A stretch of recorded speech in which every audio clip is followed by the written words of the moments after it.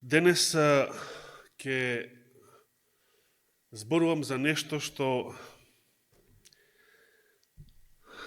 ќе биде и повторување,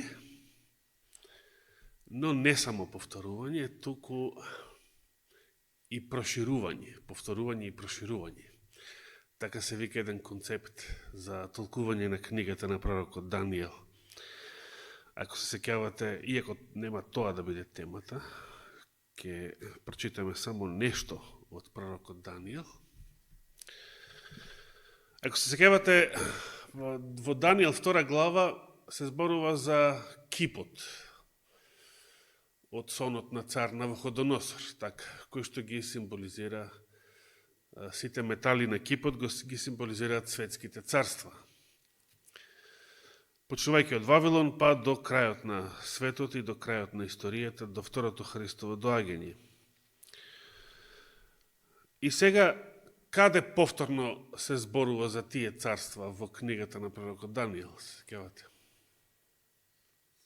7 глава, каде што тие се представени како што? Како ѕверки или животни. И сега, значи, истата тема таму се повторува, но дали е само повторување, без ништо ново? Не, тука има проширување. Значи, се кажуваат повеќе детали во врска со тие царства, особено за малиот рок што следи после четвртото и така натаму. Јас би сакал нешто да повторам од минатите неколку седмици, може и месеци да се каже, од пролетва, а ќе кажам и нешто ново. Неделава се објави дека рускиот претседател Владимир Путин подпишал указ за дигитална рублја. Значи, плановите на ѕверот се одвиваат во полна пареја. Ако се сеќавате, кога председателот Трамп глумеше патриот, и се уште глуми, и демек антиглобалист, против ѓаволиве, против слугите нивни, будните очи сепак забележаа дека и тој му служи на системот, на мочварата, мочуриштето. Бидејќи последните месеци од неговиот мандат многу здушно се залагаше за вакцинацијата против ковидот и дури се фалеше дека вакцините биле негова заслуга и така натаму.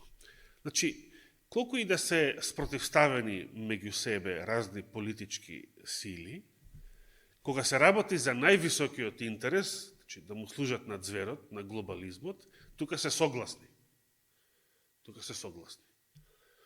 Тоа е исто како ВМРО и СДШ, колку и да се мразат меѓу себе, кога ќе добијат повик од газдарицата од Калето, и двајцата ќе се постројат како Титови пионери.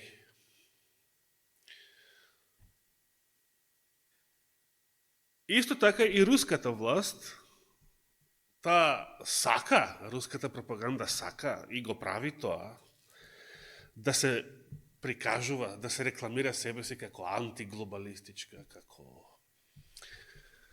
како противник на сите овие процеси. Но има доста настани кои што будните очи ги забележуваат и мнози не веруваат во таа пропаганда, мнози напаѓаат на таа пропаганда. Некои понаивни православци, например. Но будните очи забележуваат дека и Русија не заостанува, како и Кина, впрочем,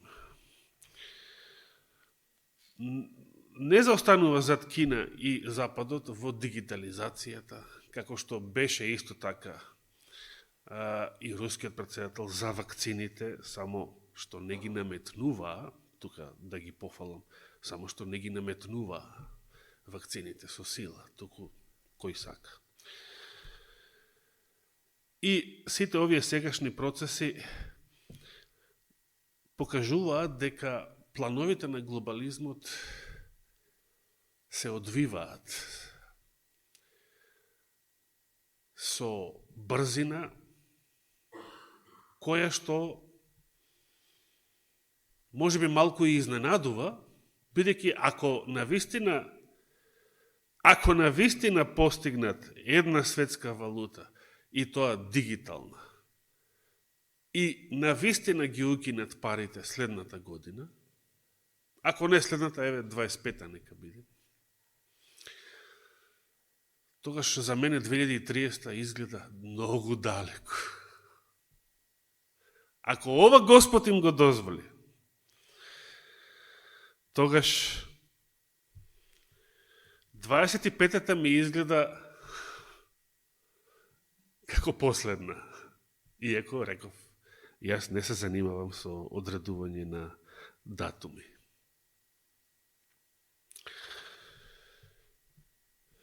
Кажав, што планираат пред 3 седмици за 2025 година. На моje не баш големо изненадување, видов деновиве не го гледав, забележав еден наслов на едно YouTube видео, повторно во прашање некои западни протестанти, не знам точно кој, не ни го отворив, не ми беше толку битно сега да го отворам, да го гледам. Но замислете наслов, значи веднаш после мојата последна проповед, овие денови беше, откако се вратив од Лјубљана. Не знам дали неделава или предходниот викенд, не се сеќавам. Замислете ваков наслов. 2025 година Господ ќе однесе на небо 90 милиони христијани. И имаше уште нешто заборев што беше.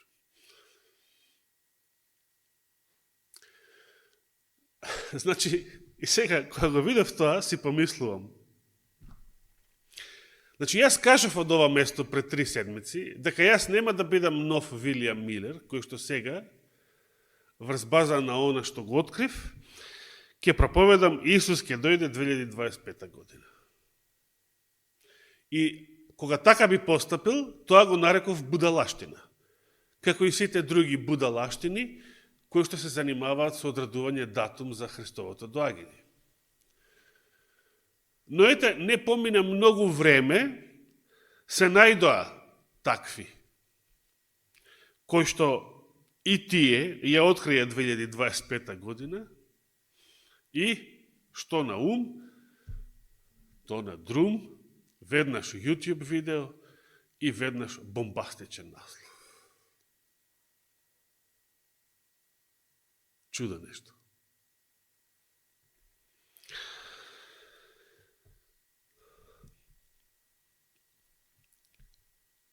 2025 година не е само година кога ќе се поклопат православниот и католичкиот Великден. Туку е тоа голем христијански јубилеј.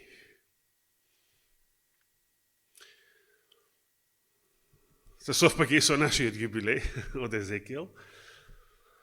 Но 1700-та годишнина од кој настан во христијанската историја?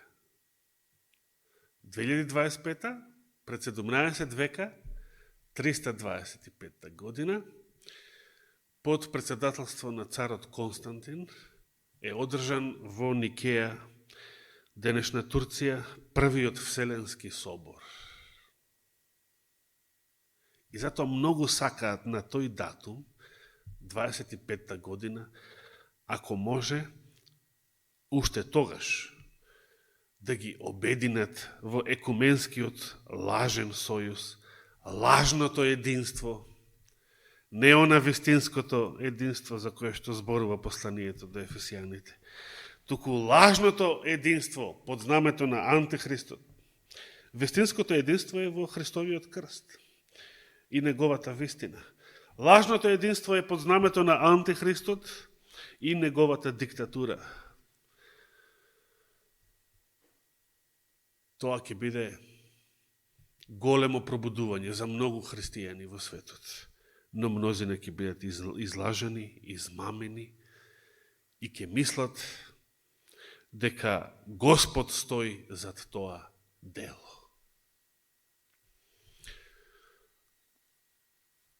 Помеѓу другите одлуки на Првиот Вселенски собор е усвоен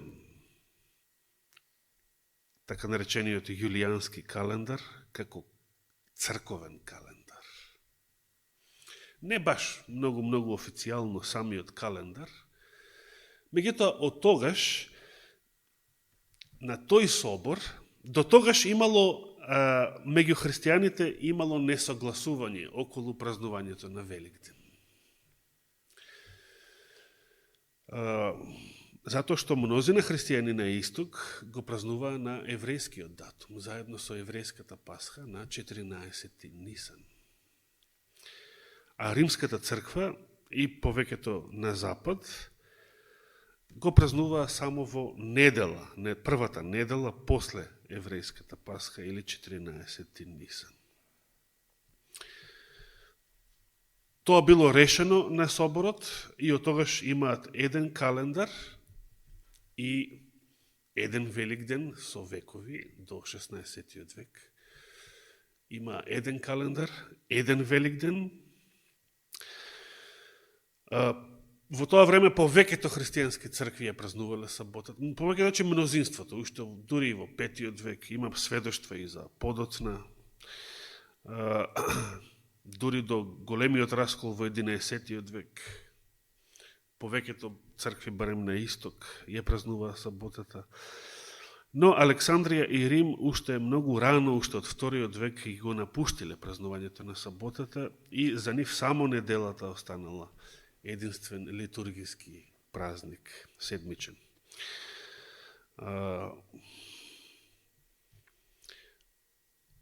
4 години пред соборот, царот Константин го донел неделниот закон.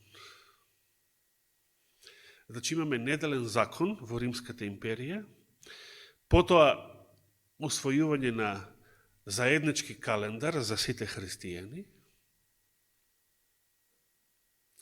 И сега се поставува големото прашање. Дали вакво сценарио не чека сега во последниве денови?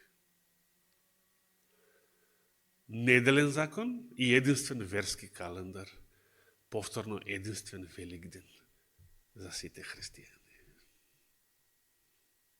Дали тоа го подготвуваат?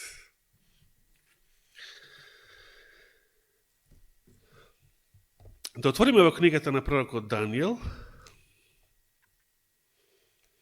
Каде? Во врска со календарот. Се сеќавате? Данијел, 7 глава. Данијел, 7 глава.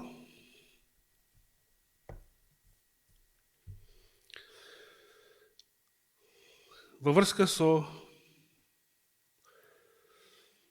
активностите на малиот рок. 25 стих. Малиот рок.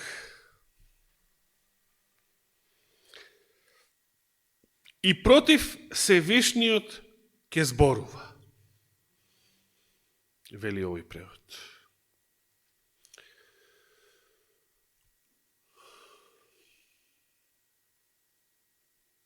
Како тоа против Севишниот?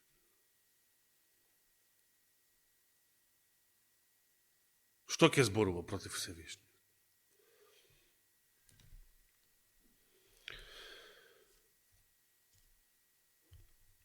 И ќе ги угнетува светиите на Севишниот,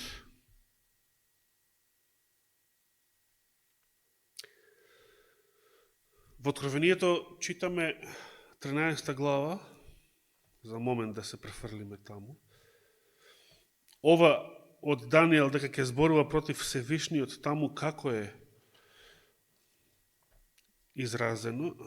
Откровение 13 глава. Мислам беше 8 стих.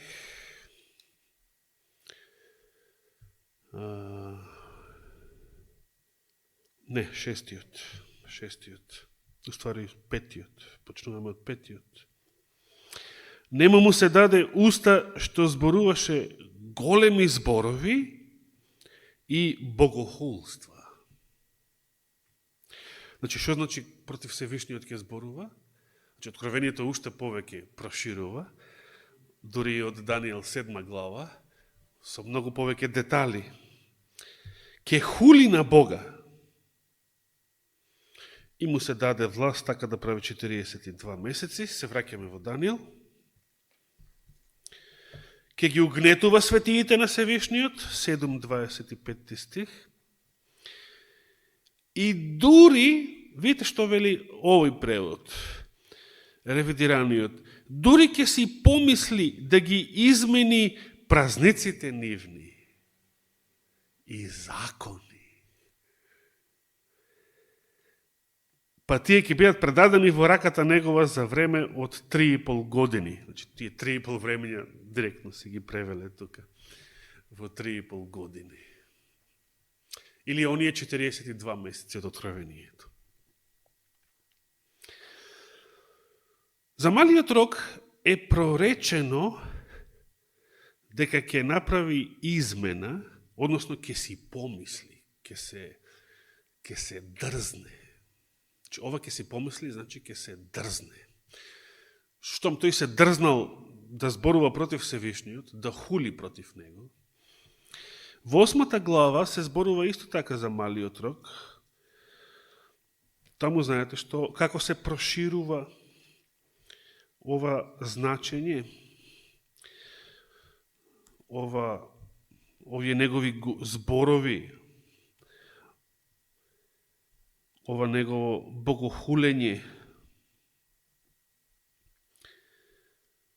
Во 8 глава за малиот рок се вели, па се издигна, 10 стих, се издигна и до небесната војска. Собори на земјата дел од таа војска и од звездите и ги смачка. Се издигна дури и до водачот на таа војска.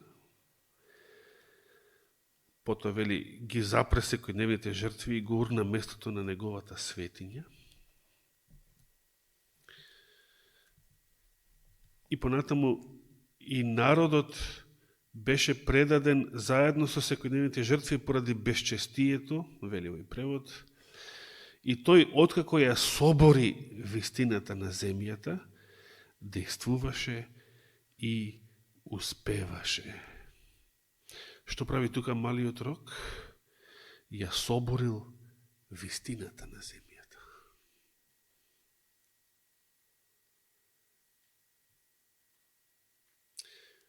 Кој е вистината? Христос. Со други зборови, не е битно да верувате дека Христос е ваш посредник горе во небесното светилиште, во небесната светиња. Антихристот сета тоа го соборил на земјата и рекол, јас сум Христовиот заменик, јас сум Господар и на небото и на земјата. Се што Господ кажа за Светиот Дух, Зверот вели, јас сум тоа. Јас сум Христовиот заменик. Јас сум посредникот помеѓу Бога и луѓето. Јас сум овластен да ви ги простувам сите ваши гревови. Кај мене ќе се каете. Од мене ќе добивате прошка. Со други зборови, кога народот поверувал во тоа, еве замислите, дали на верникот кој што верува во тоа, дали му е битно тоа што Христос служи во небесниот храм? Дали е тоа битно? Ако тука го имаш посредникот, тука го имаш оној на кого му се каеш, му се исповедаш и тука од него примаш прошка, од него примаш совети, се што сакаш, значи се од него. Значи тој на вистина ја соборил вистината на земјата. Христос е на небото, го соборил Христа на земјата. Не е битен Христос на небото, битен е неговиот заменик во Рим. На земјата.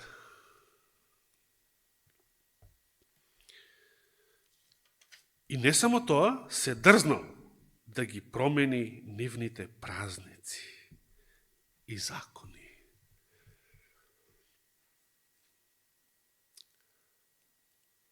Дали папскиот календар од 16. век представува исполнување на ова пророштво? Да. Дали папското, дури само фалбаджиско тврдење дека тој ја променил саботата во недела, уште во 4. век, така велат самите, представува исполнување на ова пророштво? Дали 2025 година не чека трето и можеби последно исполнување на ова пророштво? Не знаеме. Како ќе изгледа тоа, не знаеме. Но бидејќи екуменизам, замислете еден ваков циркус. Прво, дали знаете дека во Казахстан е изграден, дури и во Русија, е изграден храм. Во Русија беше изграден еден храм кој што може да служи и еден ист верски објект и како синагога, и како џамија, и како црква. Тоа беше малку подамна, дали пред година-две, не се сеќавам. Но еден таков голем екуменистички храм беше изграден деновиве во Казахстан и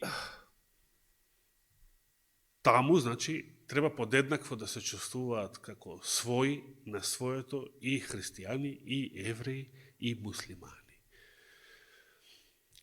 Замислите, ја претпоставувам, дали е можно да направат календар каде што сите луѓе во светот, сите заедно ќе славиме и Рамазан, и Бајрам, и Великден, и Ханука,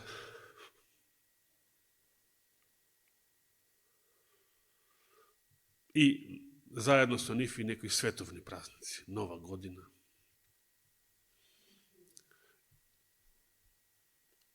Дали може би такво нешто подготвуваат? Не знам. Не знам.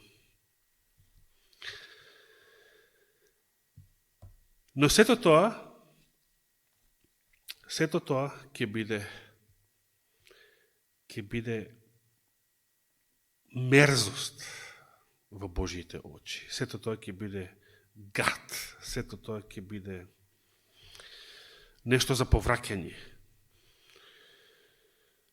Сето тоа ќе биде причина за пустошење, за опустошување.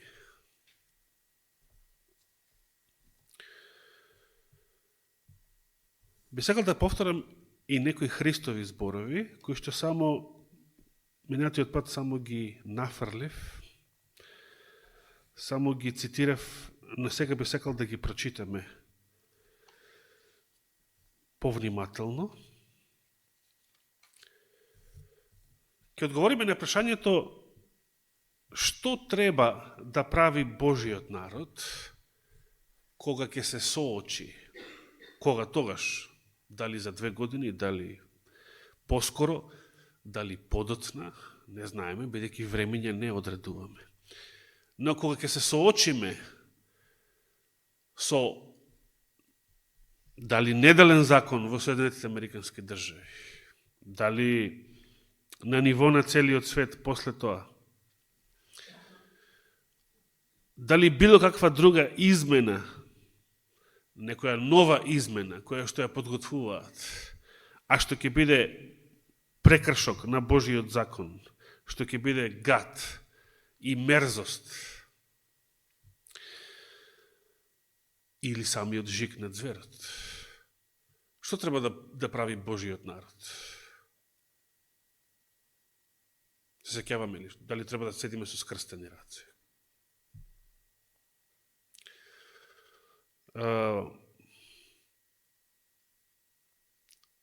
Што направиле адвентистите кога се предложил неделниот закон во Америка 1889 година? Дали, например, велеле вака, супер, се предлага неделен закон, супер, Исус ќе дојде. Дали Алонзо Джонс така се однесувал? Не. Колку и да го посакуваме Христовото доаѓање, наша задача е да се спротивставиме на овие настани. Колку што може. Колку што до нас стои, а Господ ќе дометне сила. Колку, ако ние ја имаме силата, желбата, намерата, да се спротивставиме и да се трудиме, што е можно повеќе да се трудиме да ги одложиме за вршните настани. Значи, а тоа е сосем спротивно од проповедање на датум за Христовото доаѓање. Значи, ако нешто се спрема, непријателот го подготвува. Пример, за 25-та година, за 30-та година, за било која година. Ние наместо да проповедаме дека Христос ќе дојде во таа година, будалаштината, однапред, ние треба да се трудиме да ги спречиме нивните планови и по можност да ги одложиме.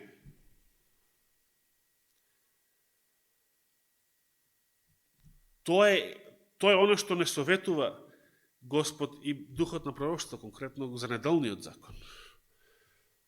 Ке ги читаме тие цитати, ако даде Господ следниот месец, не знам која сабота, може уште следната да биде.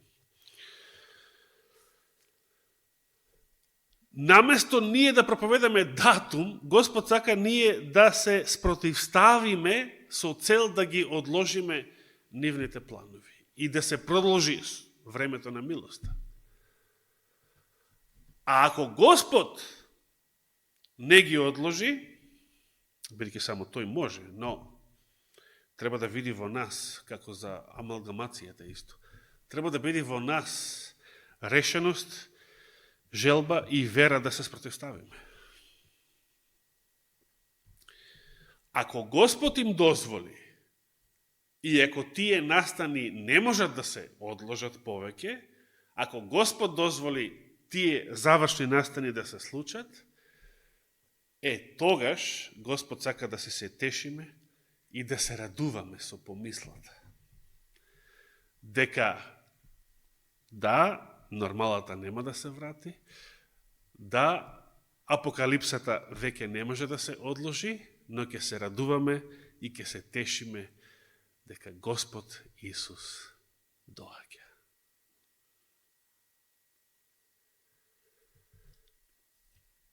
И би сакал да завршам со неговите зборови уште еднаш.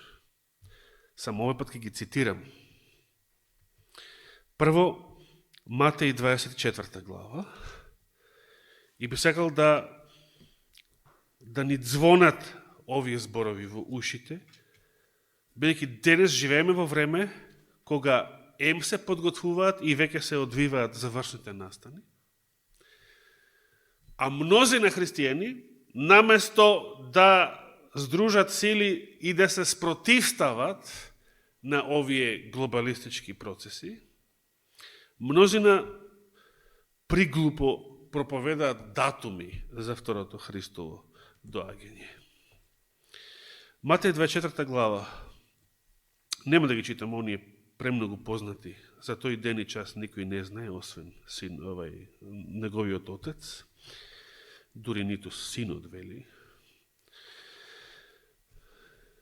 мислејќи на времето кога бил ограничен само со смртната и паднатата човечка природа. Но, повеќе сакам да се подсетиме на следното. 42 стих. Матеј 24 глава, 42 до 44 стих. Видите што вели Исус? Па така бидете будни. Зошто? Зашто не знаете во кој час ќе дојде вашиот Господ.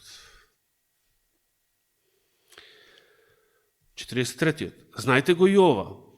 Кога домаќинот на куќата би знаел во кој час ќе дојде крадецот, тогаш како би постапил домаќинот на куќата, според Христа? Пример, ако домаќинот на куќата знае дека крадецот ќе дојде во 3 часот наутро, тогаш, дали домаќинот ќе рече, епа супер, јас до 2:30, така, 2:45 ќе спијам, ќе си го наместам и будилникот,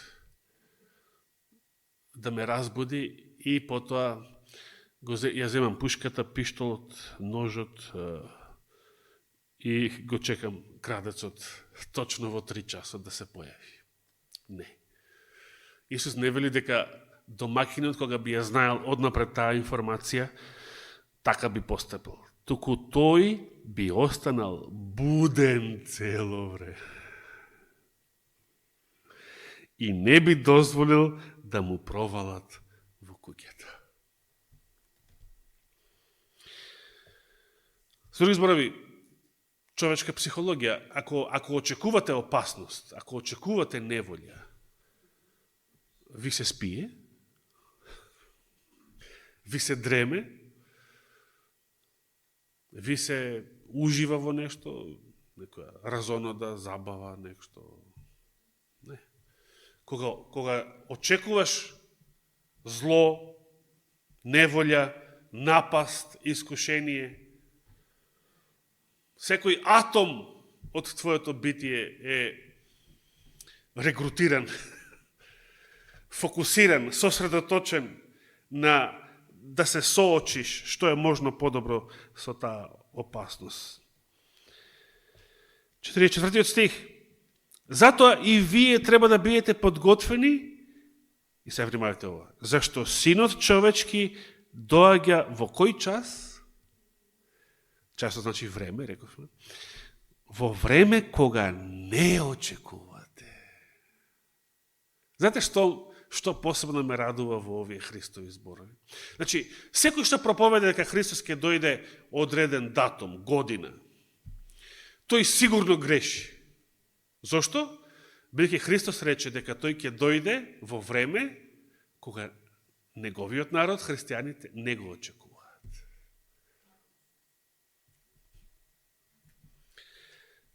За мене ова е радостна вест. Знаете зашто? Затоа што ја верувам дека Христос ќе дојде порано од времето кога луѓето го очекуваат.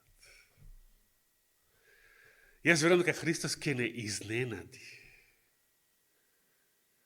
Ќе дојде побрзо отколку што мислиме.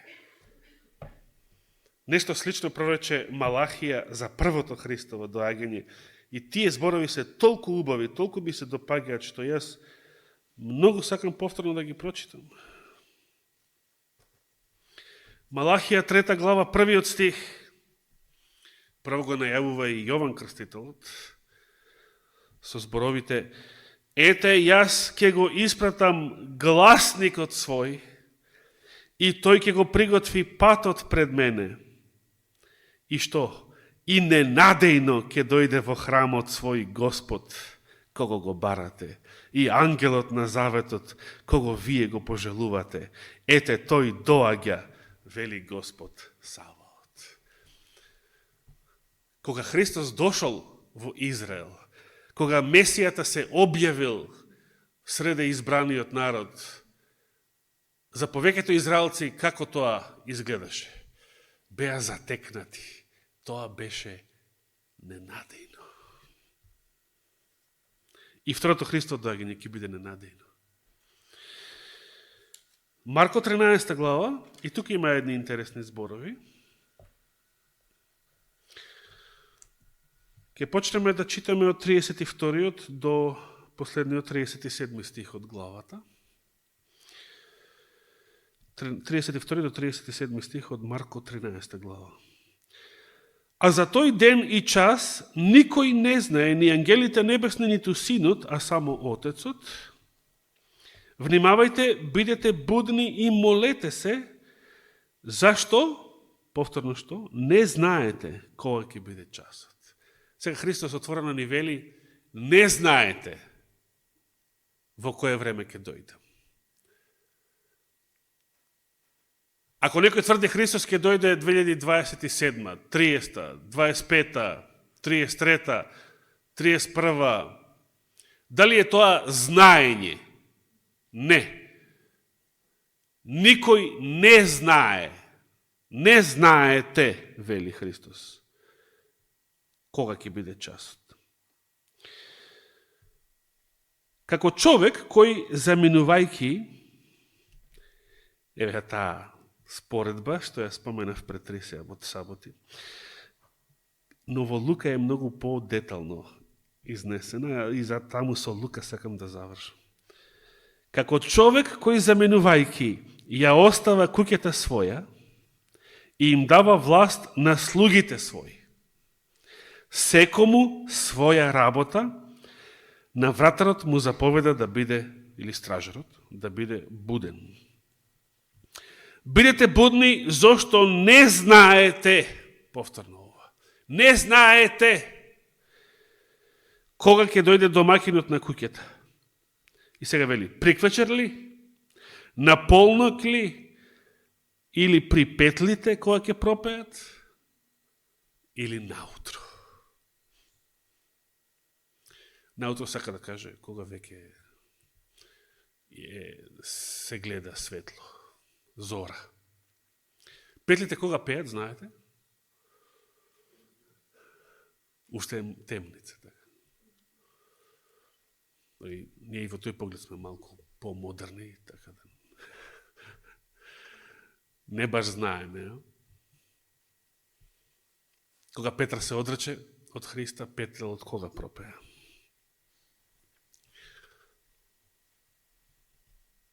Ова приквечер ли, на полнок ли, петлите, тоа може да го преведеме вака. Бидете будни, зашто не знаете кога ќе дојде Христос. 25-та година ли, 27-та година ли, 30-та година ли, 33-та година ли? Тоа се ова вечер, полнок, петли и зора. Не знаете. Не знаете. Не знаеме.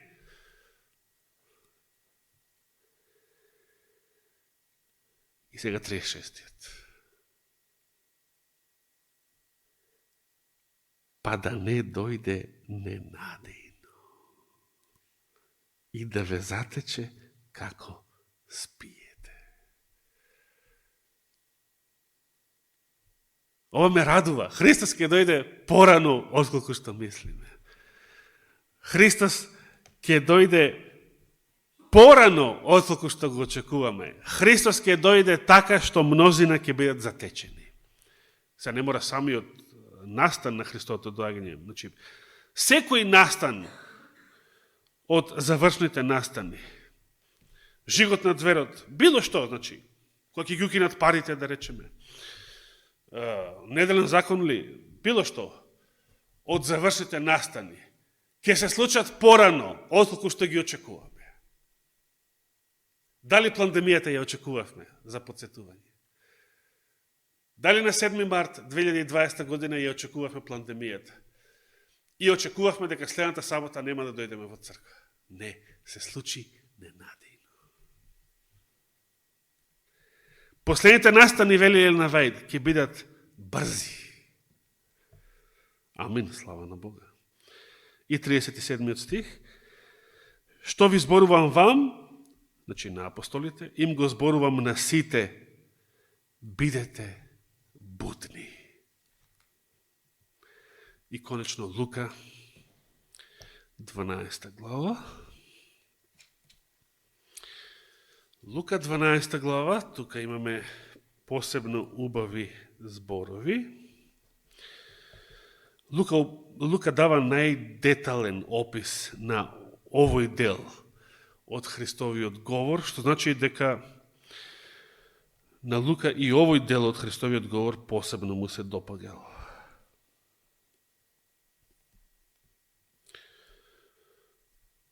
Почнуваме од 35 стих па надолу. Лука 12 глава од 35 стих па надолу. Нека ви биде половината препашана и светилата запалени. Што значи ова? Будност, спремност, готовност. Борбена готовност. Колку степени постоја на борбена готовност?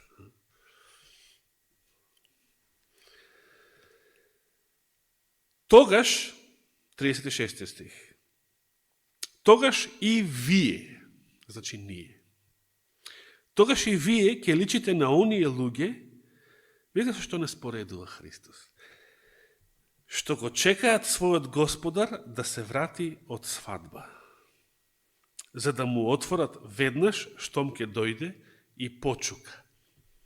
Сеќавате сега на Паул Букур од почетокот на лето за Христовата свадба, сликата со градот, Новиот Ерусалим. Блазена оние слуги што ќе ги затече Господарот какви? Будни, подготвени за Него. Будни кога ќе си дојде, вистина ви велам, ќе им рече да седнат, тој ќе се препаша и ќе им рече да седнат, па ќе пристапи и ќе им служи. Господарот ќе им служи на слугите кои што него го дочекале подготвени и будни. Познавате ваков Господар? Ваков газда познавате? Но зашто Христос ги кажа овие зборови? Вистина ви велам, рече, бидејќи тој планира тоа да го направи. Господ планира да ви служи, да ве послужи. Тој со неговата причест, на Господовата трпеза. Како што тој се препаша и им ги изми нозете на своите апостоли во горната соба. И сега 38 стих. И ако дојде и на втора или на трета ноќна стража, ова е споредено со полног, со петли, со зора, и ги затекне така, како? Будни, подготвени, на готовс, блазена тие слуги.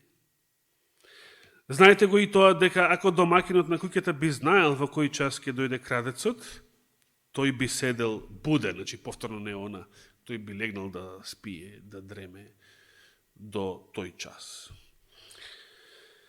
Тој би седел буден и не би дозволил да му ја подкопаат куќата. И сега посебен бисер, 40 стих, последниот за денес. Затоа и вие бидете подготвени, зашто Синот човечки ќе дојде во часот кога не се надевате. Што значи ова? Христос, јас верувам дека Христос ќе дојде порано. Христос ќе дојде ненадејно. Христос мнозина ќе затече. Сите ќе бидеме затечени. Христос ќе дојде во час во кој што и најподготвените и најбудните не се надевале. Сите ќе бидеме затечени, како што сите 10 девојки заспаа. Проблемот е како ќе бидеме затечени. Дали ќе не затече спремни? или неспремни. И потоа продолжува во 41 до 48 стих го дава описот на лошите, какви се лошите слуги. Тој што почнал да ги теп, тој што велел нема мојот Господар да дојде. Да не ги читам сега тие. Прочитајте си ги дома за себе. Па се опијанил, па почнал да ги тепа своите другари и така натаму. Да не даде Господ да бидеме како тој слуга. Да даде Господ да бидеме затечени. Видите колко е ова радосна вест. Господ не ни кажал датум кога ќе дојде. Не ни кажал година кога ќе дојде. Туку подготвил нешто поубаво за нас. Господ сака да не изненади. Сакате изненадување? Сакате да бидете изненадени од некој мил гостин, значи некој што ви е мил, ама да бидете изненадени. Сакате такво нешто? Господ тоа го подготвува за секој еден од нас. Да даде Он да бидеме спремни и подготвено да го дочекаме во тоа пријатно изненадување. Амин.